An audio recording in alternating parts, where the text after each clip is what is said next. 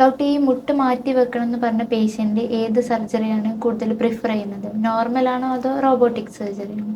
Robotic സർജറിക്ക് എന്തായാലും അതിൻ്റെതായിട്ടുള്ള അഡ്വാൻറ്റേജസ് ഉണ്ട്. ബിക്കോസ് ലൈക്ക് നമ്മൾ ഒരു ജോലി ചെയ്യാനും മനുഷ്യന്മാർ ചെയ്യും, പക്ഷെ അതിനായിട്ട് സ്പെസിഫൈ ചെയ്തൊരു മെഷീൻ ഉണ്ടെങ്കിൽ അതായിരിക്കും കുറച്ചും കൂടെ പെർഫെക്റ്റ് ആയിട്ട് ചെയ്യാം. അതേപോലെയാണ് റോബോട്ട് നമ്മൾ അതിന് വേണ്ടിയിട്ട് ഉണ്ടാക്കിയൊരു റോബോട്ടാണ്. അപ്പോൾ അതിന് വേണ്ടി ട്രെയിൻ ചെയ്ത് അതിന് വേണ്ടി ഡാറ്റാസ് ഫീഡ് ചെയ്ത സംഗതികളായതുകൊണ്ട് എടുക്കുന്ന കട്ട് കാര്യങ്ങൾ, എസ്പെഷ്യലി ഇപ്പോൾ ഡിഫോമിറ്റീസ്, വളവൊക്കെ നല്ലോണം കൂടുതലുള്ള സർജറീസിലൊക്കെ ഒബ്വിയസ്ലി റോബോട്ടിക് ചെയ്യുമ്പോഴാണ് കുറച്ചും കൂടെ അലൈൻമെന്റ് ഒക്കെ കറക്ഷൻ ഉണ്ടാവുക. അതുപോലെ തന്നെ ചില കോംപ്ലിക്കേഷൻസ് ലൈക്ക് ബ്ലഡ് ലോസ് കുറച്ച് കുറവായിരിക്കും. അതേപോലെ നമ്മൾ ചെയ്യുമ്പോൾ അത് നമ്മൾ അലൈൻമെന്റ് നോക്കാൻ വേണ്ടി മജ്ജയൊക്കെ തുറന്നിട്ടാണ് ചെയ്യുക. പക്ഷെ റോബോട്ട് ചെയ്യുമ്പോൾ അതല്ലാണ്ട് ജസ്റ്റ് എല്ലിന്റെ പുറമേ കൂടെ മാത്രം വളരെ മിനിമൽ ബോണ് കട്ട് ചെയ്ത് ചെയ്യുന്നതുകൊണ്ട് തന്നെ എംബോളിസം എന്നൊക്കെ പറയുന്ന കോംപ്ലിക്കേഷൻസിന്റെ ഒക്കെ റേറ്റ് കുറയാം. അതും രണ്ട് കാലൊക്കെ ഒന്നിച്ച് ചെയ്യുമ്പോൾ നല്ലോണം ഡിഫറൻസ് അതിൽ വരുന്നുണ്ട്. ബിക്കോസ് കുറച്ചും കൂടെ എംബോളിസം റേറ്റ് കൂടുതലാണ് രണ്ട് കാലം ഒന്നിച്ച് ചെയ്യും. ആ നിലയിലൊക്കെ റോബോട്ടിക് തന്നെയാണ് എപ്പോഴും നമ്മൾ കൺവെൻഷനലി ചെയ്യുന്നതിനെക്കാട്ടിലും നല്ലത്.